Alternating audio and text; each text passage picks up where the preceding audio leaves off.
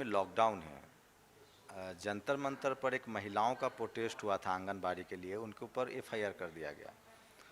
अ, राम जन्मभूमि का जो शिलान्यास हुआ है, वहाँ के जो महंत हैं उनको कोरोना निकला है, लेकिन इन सब चीज़ों के बाद तमाम खतरे उठाते हुए आज प्रेस क्लब दिल्ली में एक प्रेस ब्रीफिंग हुई है, जिसमें प्रशांत भूषण और अरुंधति भी शामिल हुई हैं।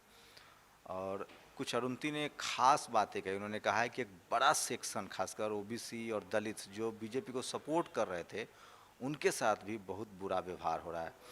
अरुंधति, क्यों ऐसा लग रहा है आपको कि मास ऑफ जो सेक्शन, ज़्यादातर जो आबादी है वो विक्टिमाइज है अभी इस सरकार में? देखिए, जिस दिन भूमि पूजन हुआ था राम मंदिर में, उसी दिन या उसी के आसपास वाले दिन में नेशनल एजुकेशन पॉलिसी आया।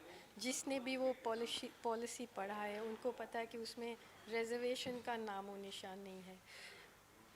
बहुत से लोग हैं जो सोचते हैं कि रिजर्वेशन मतलब दलित भी है उसमें, जो सोचते हैं रिजर्वेशन ने इस कम्युनिटी को लिमिट किया है और नहीं होना चाहिए। लेकिन अगर नहीं होना चाहिए तो फिर उसके अच्छा कुछ होना चाहिए ना, उससे ज़्यादा कुछ होना चाहिए। ये नहीं है कि उसको निकाल देना चाहिए। जो अब तक इतने लोगों को एक मौका दिया है मेन स्ट्रीम में आने के लिए, वो ख़त्म कर रहे हैं। मतलब गरीबों को निकाला जा रहा है और एजुकेशन सिस्टम को ही वो खोखला बनाया जा रहा है। मतलब वो एजुकेशन नहीं दे रहे हैं, वो अच्छा मतलब ओबीडियंट सा नौकर कैसे बनते हैं वो सिखाना चाहते हैं। दिल्ली को लेकर आप लोगों ने प्रेस ब्रीफिंग की है, क्या लग रहा है इसे जानबूझकर जो भी इन्वेस्टिगेशन हो रहा है, जो जज हाई कोर्ट ने कहा कि पुलिस वाले की चिट्ठी जारी हुई कि किस तरह से किसको पकड़ना है, किसको बचाना है, अरुंधति अगर सब कुछ दबाव में हो रहा है तो रास्ता क्या दिख रहा है? देखिए, अभी मैं यही कह रही थी कि एक एक एक टाइम आ गया हमारे देश में जब एक घृणा भरा आइडियोलॉजी अभी ज़मीन पे उतर के पूरा पब्लिक पॉलिसी बन गया। मतलब उसमें रास्ते में जो हमला होता है वो भी एक इंस्टीट्यूशन है। सारे इंस्टीट्यूशंस कॉम्प्रोमाइज़ हो गए, खासकर मीडिया। तो अब कोई भी ऑपोजिशन बर्दाश्त नहीं होगा। जो थोड़ा बहुत छोटे छोटे छोटे मतलब मीडिया आउटलेट्स है जो अभी ऑपोजिशन का काम करे, उनके ऊपर भी हमला है, उनको भी बंद किया जा रहा है।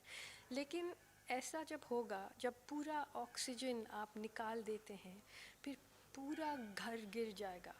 जो लोग अभी अपना मतलब विक्ट्री मान रहे हैं, अपना मतलब जश्न मना रहे हैं कि हमने 500 साल के बाद मतलब पावर में आ गए, वो भी ख़त्म हो जाएगा। क्योंकि ये दुनिया अभी बदल रहे हैं। जैसे 1945 से 1990 तक कोल्ड वॉर था, 1990 से 2020 तक वो एक यूनिपोलर कैपिटलिस्ट वर्ल्ड था। अब वो धंस रहा है, दूसरा एक वर्ल्ड पावर आ रहा है और वहाँ पे इंडिया कुछ भी नहीं है और जो है उसको ख़त्म किया जा रहा है ये रिलीजियस लोग। रिलीजियस टेम्परामेंट की तरफ सोसाइटी बढ़ रही है अगर पूरी दुनिया की बात करें तो, कोई रिलीजन खासकर अभी जिस तरह नहीं, से टर्की में हो रहा है या भारत में हो रहा है। ये रिलीजन नहीं है, ये सब पॉलिटिक्स ही है। रिलीजन के नाम में ये पॉलिटिक्स है, सब पॉलिटिक्स है। और वो इतना मतलब छोटा दिमाग का पॉलिटिक्स है, इतना शॉर्ट टर्म है। ये जैसे मैंने कहा, पूरा अपना ही घर को धंस रहे हैं। मतलब जो लोग सोचते हैं कि वो खुद इससे बेनिफिट हो रहे हैं, वो भी ख़त्म हो जाएगा। अरुंधति जो ऑक्सफोर्ड जाती हैं, पूरी दुनिया जिसको जानता है, क्या उनको भी डर लगने लगा है कि उनकी भी गिरफ्तारी हो सकती है भारत में कभी? अरे, अगर आपके पास ज़रा सा भी दिमाग है तो आपको सोचना चाहिए रोज़ सुबह उठ के कि गिरफ्तार कोई भी हो सकता है। इससे कोई मतलब बच नहीं सकता इतना आराम से। तो अरुंधति को भी डर इतने लग रहा है? इतने सारे लोग जो इस प्लेटफॉर्म में बैठते थे मेरे साथ इतने सालों में, सब जेल में हैं। तो मुझे क्यों नहीं डर लगना चाहिए? लेकिन डर लगने से क्या होता है? मतलब मैंने यही कहा ना कि हम जो कुछ भी है करते रहेंगे, ख़त्म होगा तो हम ख़त्म हो जाएंगे, लेकिन उनके साथ नहीं होंगे, कभी नहीं होंगे। विरोध करती रहेंगी जो गलत चीज़ें हो रही हैं। विरोध करते रहेंगे, लिखते रहेंगे, खुशी मनाएंगे, गाएंगे और इंटेलिजेंट बन के रहेंगे, बुद्धू नहीं बनेंगे हम। तो देखिए, आप अरुंधति जो कह रही हैं उसको समझ सकते हैं। जिस तरह से हैनी बाबू की गिरफ्तारी हुई है, और अ, जो भी आवाज़ है, जो विरोध की आवाज़ है, चाहे उनके आइडियोलॉजी से इतर आप सोचते हो या अपने विचार पर सोचते हो, तो उनको कहीं ना कहीं डराया और धमकाया जा रहा है। शंभू कुमार सिंह, नेशनल दस्तक, दिल्ली।